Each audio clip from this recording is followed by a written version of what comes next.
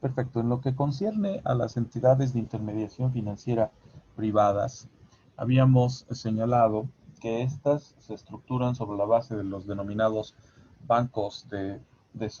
bancos de desarrollo privado, los bancos múltiples, los bancos PYME,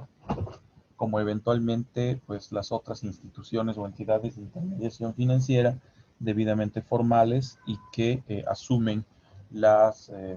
particularidades que prevé la ley 466. Una de las primeras formas que tenemos reconocidas para los bancos de carácter privado son el símil, si quieren, del Banco de Desarrollo de carácter público, el caso del Banco de Desarrollo privado. Si bien el artículo 223 determina la posibilidad de la constitución de este tipo de entidades, a la fecha pues no tenemos ninguna experiencia privada de constitución de bancos de este tipo, a los que denominamos también bancos de inversión o bancos de segundo piso. Los bancos de desarrollo privado se estructuran sobre la base de una sociedad anónima, no va a variar aquella circunstancia, razón por la cual se van a ceñir a la previsión de la ley 393, la ley de servicios financieros, como también a la previsión del Código de Comercio en cuanto a la estructura y funcionamiento de una sociedad anónima, ¿no? Y eventualmente pues una anónima mixta si es que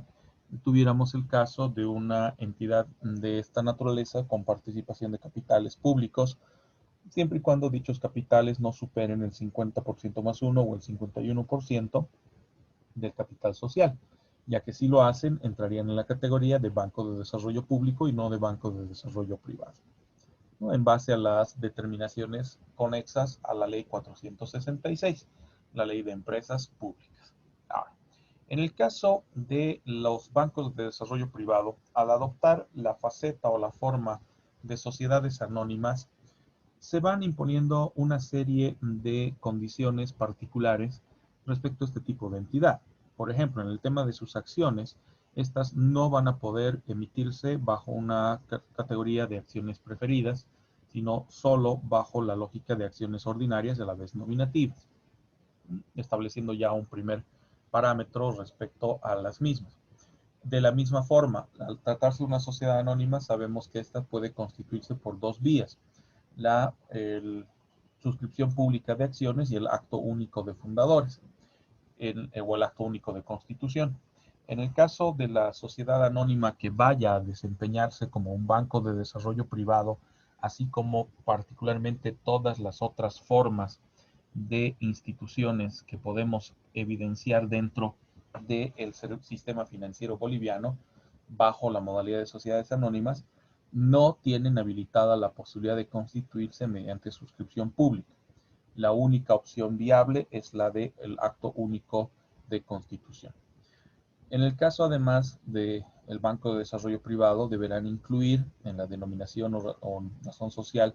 de la entidad la característica de que se trata de un banco de desarrollo. De la misma forma, ya cuando nos referimos a este tipo de entidad,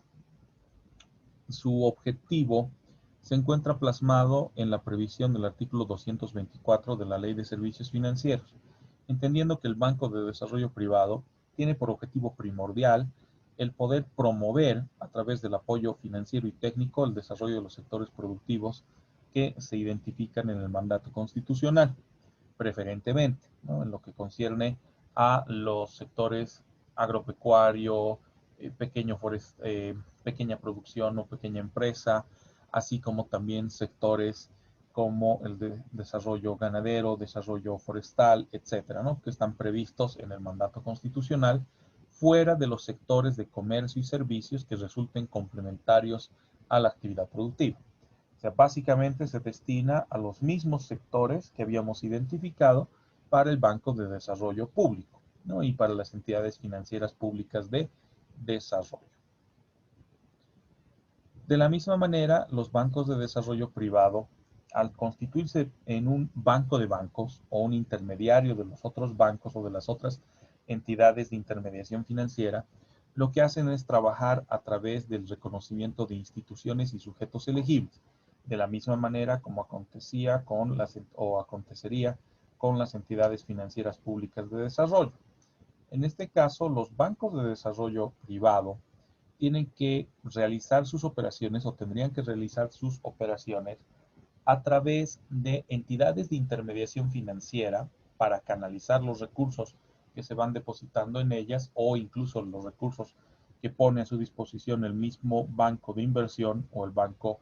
de desarrollo privado, a objeto de que luego se canalice hacia el sector productivo, entendiendo que también hablamos de sujetos elegibles. Cuando hablamos de instituciones, nos referimos a las entidades financieras, a las entidades de intermediación financiera, perdón, y cuando nos referimos a sujetos elegibles, al destinatario de dichos recursos, que viene a ser el pequeño productor, el agricultor, el forestal, el que se dedica a actividad forestal maderable y no maderable, etcétera, ¿no? Que se convierten en sujetos elegibles. Aquí, sin embargo, vale la pena anotar una distorsión que se produjo en nuestro mercado por una determinación del Ministerio de Economía y Finanzas Públicas, ¿no? Que terminó imponiéndose y también definiendo que sea la propia ASFI la responsable de la ejecución y el cumplimiento de las determinaciones adoptadas por dicha entidad, ¿no? Por el ministerio en particular, bajo el entendido de que para elegir o para poder prever quiénes resultarían ser los sujetos elegibles, el Ministerio de Economía y Finanzas Públicas elaboró una lista de preseleccionados, haciendo un poco de alusión a lo que ya acontecía antes con la Superintendencia de Empresas, que era la encargada de elegir qué empresas serían rescatadas mediante el Fondo Especial de Reactivación Económica de finales de la década de los 90, en el periodo de gobierno de Tuto Quiroga. Se vio por conveniente el poder clasificar y establecer un grado de diferenciación y tamiz respecto a las entidades o las empresas que pudieran solicitar la reactivación económica y, en este caso, el acceso a capitales o el acceso a recursos del fondo especial constituido, ¿no? En este caso, la diferencia está de que en el caso mencionado, eran las empresas las que solicitaban a la super de empresas el poder ser parte del proceso de capitalización o de canalización de recursos. En este otro extremo, es más bien directamente el Ministerio de Economía y Finanzas Públicas que elaboraba una lista de preaprobados o una lista de candidatos a ser beneficiados con mecanismos de financiación. Y esto derivó en gran medida en observaciones por parte de sectores formales de la economía y sobre todo de la Federación de Empresarios Privados, porque se vio cómo en estas listas se daba una suerte de beneficio o una suerte de prerrogativa mayor al ministerio para favorecer a sujetos que en condiciones normales no hubieran sido nunca elegidos como destinatarios de un crédito, sobre todo pequeñas y medianas empresas. En las denominadas, incluso no eran para nada sutiles, listas azules de los sujetos elegibles, como precandidatos a los que las entidades de intermediación financiera debían dar énfasis mayor en la colocación de sus créditos productivos. Si revisábamos esta lista de precandidatos o estas listas azules, como mencionaba la Federación de Empresarios Privados y la propia ASOBAN de manera tímida, ¿cierto? Se podía haber evidenciado, se podía haber constatado que muchos de esos sujetos no debían haber sido ni siquiera preseleccionados como sujetos elegibles para créditos de esta naturaleza, por la sencilla razón de un elevado riesgo, por un lado, y por otro, la circunstancia de que en gran medida había más un favorecimiento político que realmente una selección apropiada o una selección adecuada de los sujetos que sí podrían, en todo caso, revestir algún tipo de beneficio económico al Estado o un beneficio económico a la sociedad con los capitales que podrían ser colocados en dichas empresas o dichos sujetos elegibles, porque inclusive se podían encontrar personas naturales dentro de las listas, haciendo alusión a empresas unipersonales, pero que revisadas las cosas eran empresas que no resultaban ser formales del todo, ¿no? Esto bajo la premisa de que el tipo de créditos a ser colocados también favorecen eventualmente a pequeños productores o productores agrícolas o agricultores que no necesariamente adquieren una condición formal en cuanto al desarrollo de sus actividades ocupacionales o comerciales. Entonces, este tipo de circunstancias deslució en gran medida la previsión de la Ley de Servicios Financieros y la propia actuación del Ministerio de Economía y Finanzas Públicas, predominantemente bajo un factor político antes que un factor técnico o financiero. La circunstancia no se propició a gran escala por el hecho de que también no se llegó a consolidar un banco de desarrollo privado. Como les digo, hasta la fecha tenemos varios bancos múltiples, varios bancos PYME, pero ningún emprendimiento nuevo que haya significado la constitución o la estructura de un banco de desarrollo privado, a más del banco que ya tenemos del sector público, que es el BDP. En el caso de que sí se constituyera un banco de desarrollo privado, se entiende además que ésta deberá operar a través de entidades o instituciones elegibles dentro de las entidades de intermediación financiera que ya cuentan con autorización de funcionamiento y licencia de funcionamiento por parte del regulador financiero, ¿no? Que es parte de la práctica que también vamos a llevar a cabo. Entendiendo además que el destino final de los recursos que van a ser canalizados desde el sector privado, desde las entidades de intermediación financiera y los propios recursos de los cuales va a disponer el Banco de Desarrollo Privado para ser colocados entre la CEIF, terminarán siendo distribuidos o colocados en los sujetos elegibles, ¿no? Para poder efectuar operaciones financieras de manera directa con el Banco de Desarrollo Privado, entendiendo que esos sujetos elegibles pueden ser personas naturales o personas jurídicas, siempre y cuando cumplan con los requisitos exigidos por la normativa interna, así como los reglamentos determinados por el regulador, que en gran medida fueron reglamentos elaborados por el Ministerio de Economía y Finanzas Públicas, razón por la cual de pronto no hemos tenido ningún emprendimiento para la constitución de este tipo de entidades de intermediación financiera bajo la categoría de bancos de desarrollo privado.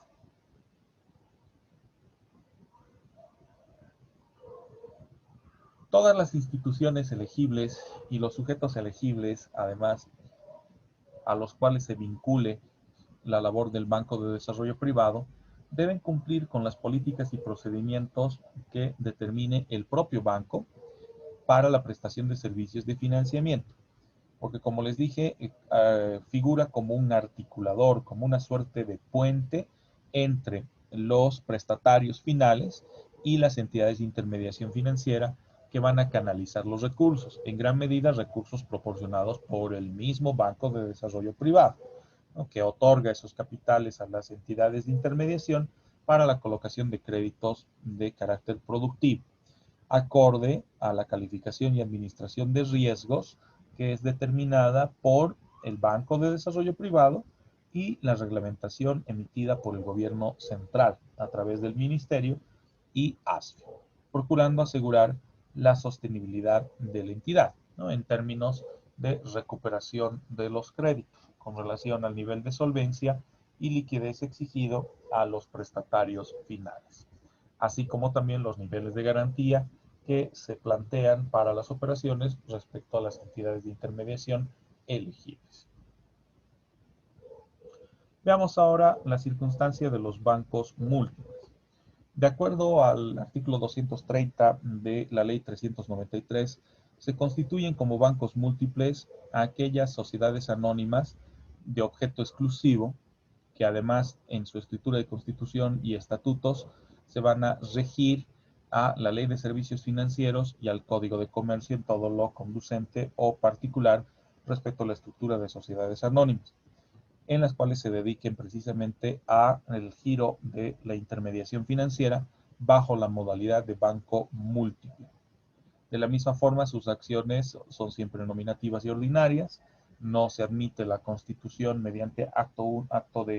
mediante suscripción pública de acciones, sino a través del acto único de constitución como única vía posible para la conformación de entidades de esta naturaleza.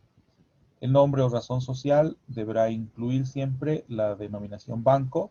No es necesario que haga alusión a que se trate de un banco múltiple, porque la categorización o diferenciación se establece solo para los bancos PYME, ¿no? Que tendrá que también incluir tal circunstancia en su denominación. El objetivo primordial de un banco de esta naturaleza,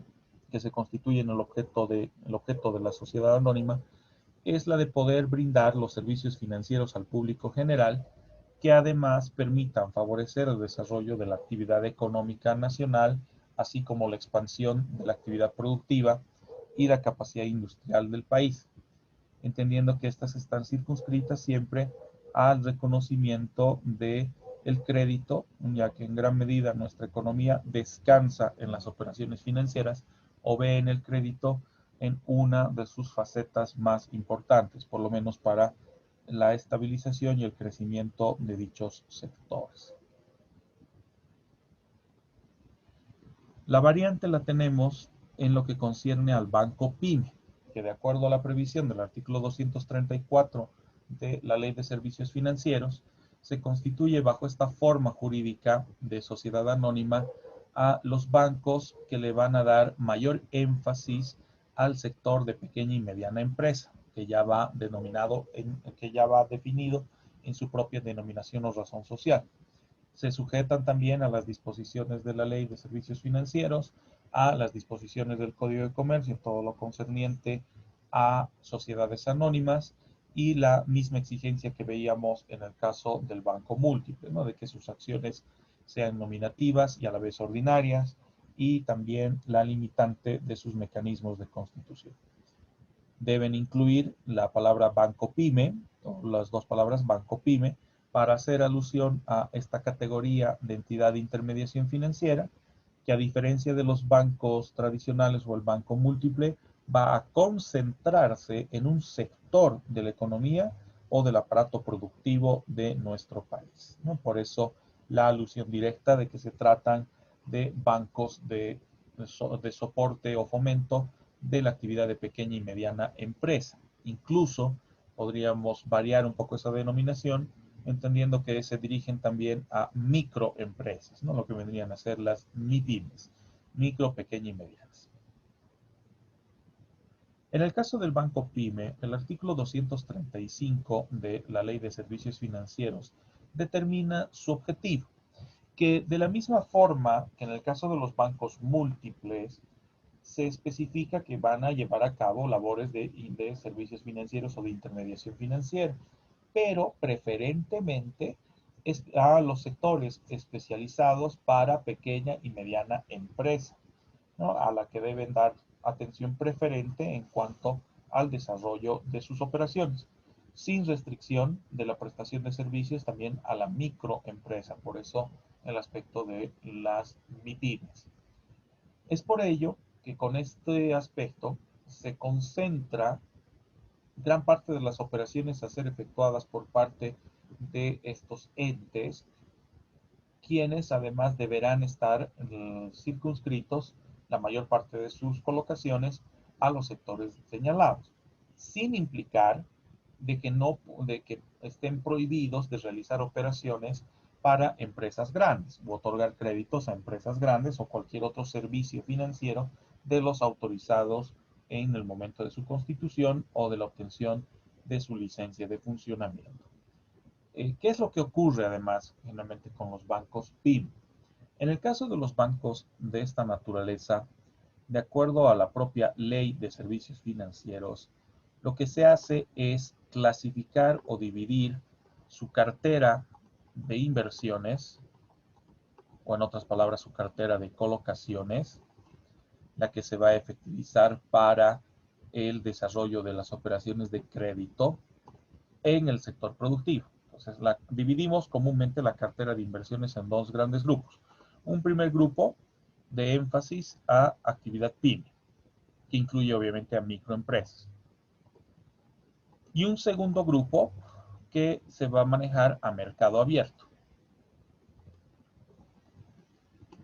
Eso significa que después de haber colocado parte de la composición de su cartera de colocaciones a el sector PYME, que generalmente es un 40% del capital disponible o del capital a ser movilizado y colocado, el que debe ser acreditado ante ASFI, recién se le habilitará, después de haber efectuado dicha colocación, la posibilidad de llevar a cabo operaciones a mercado abierto a diferentes usuarios o consumidores financieros, ¿no? Indistintamente personas naturales, personas jurídicas, para lo que son créditos consumo, créditos comerciales, créditos de vivienda o cualquier otro tipo de operación financiera que pudieran efectuar, ¿no? Eso denota que este tipo de bancos no están limitados al 100% a las actividades de financiación del sector productivo, pero sí una buena proporción de su cartera de inversión o su cartera de colocaciones tiene que estar destinada al sector PYME, ¿no? Para el soporte, para el crecimiento y el desarrollo de dicho sector como parte de la economía nacional. Perdón, doctor, una duda en este punto. Mm, Después de que ASPI da la autorización para que se hagan las colocaciones con empresas grandes, ¿cómo se mantiene, digamos, o cómo se verifica que se sigan manteniendo una proporción amplia de colocaciones para las pequeñas y medianas empresas? Ya, este aspecto del manejo de su cartera de inversiones tiene que estar corroborado con el tipo de información que se otorga o que se entrega a ASFI, ¿no? En lo concerniente, por ejemplo, a sus balances y registros contables de todas las operaciones realizadas, ¿no? Ya sea con el sector productivo o con otros sectores. Eso significa que mes tras mes y sobre todo cada trimestre, cuando se aprueban sus estados financieros debidamente auditados y que se presentan ante ASFI, tiene que acreditarse de que mantienen ese volumen de colocación, que no ha reducido de ese 40% de colocaciones efectivas de parte de la cartera que se dispone mensualmente a favor del sector PYME, y que el resto pues se está colocando en otras operaciones a mercado abierto, y, y que además se está procurando una diversificación de operaciones para una gestión adecuada del riesgo que incida de forma positiva al sostenimiento de las actividades del banco PYME. De esta forma es que ASFI puede constatar a través de los registros contables que Uy, efectivamente. ¿soy solo yo o se le ha cortado al doctor? Perdón, chicas, creo que hubo un pequeño contratiempo con la señal. No sé si alcanzan a escucharme.